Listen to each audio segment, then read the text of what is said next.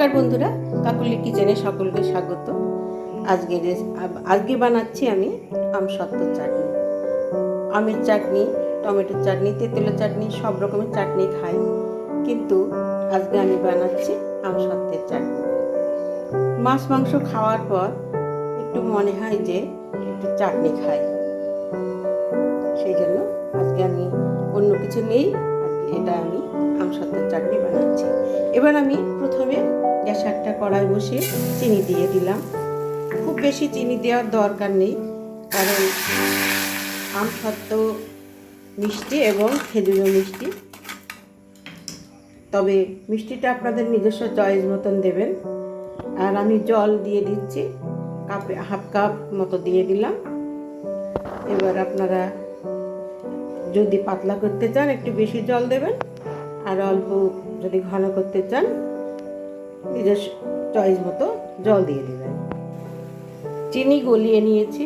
এবার আমি সবার আগে কিশমিশটা দিয়ে দিলাম,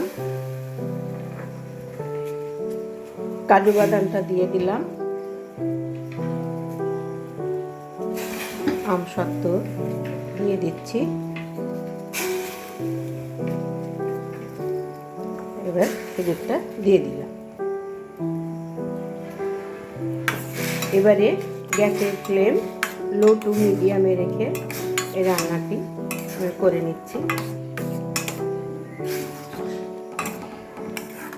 খুব বেশি সময় লাগবে না, 3-4 মিনিট সময় লাগবে।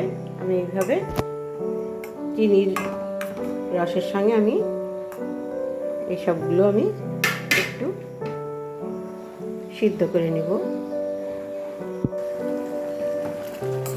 এই দেখুন, সব একসঙ্গে মাখো মাখো হয়ে গেছে।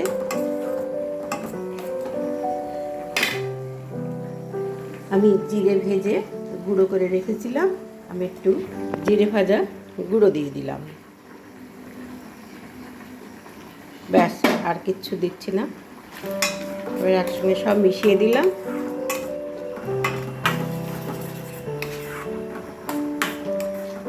এবার গ্যাসের ফ্লেম অফ করে দিলাম। এই সময়ে আমি লেবুর অর্ধেকটা রস চেপে দিচ্ছি।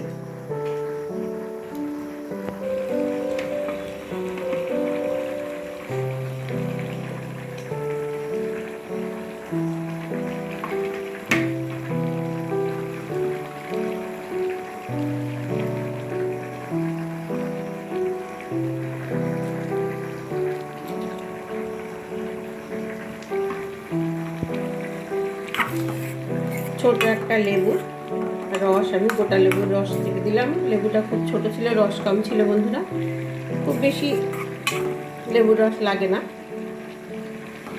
আপনারা যদি টক টক খেতে চান একটু বেশি দেবেন। আমি আর ছোট্ট একটা লেবু অল্প রস ছিল চেপে দিলাম। তৈরি হয়ে গেল খুব কম উপকরণে চাটনিটা তৈরি হয়ে গেল। যদি ভালো লাগে অবশ্যই চ্যানেলটিকে সাবস্ক্রাইব করবেন। সবাই ভালো থাকবেন, সুস্থ থাকবেন।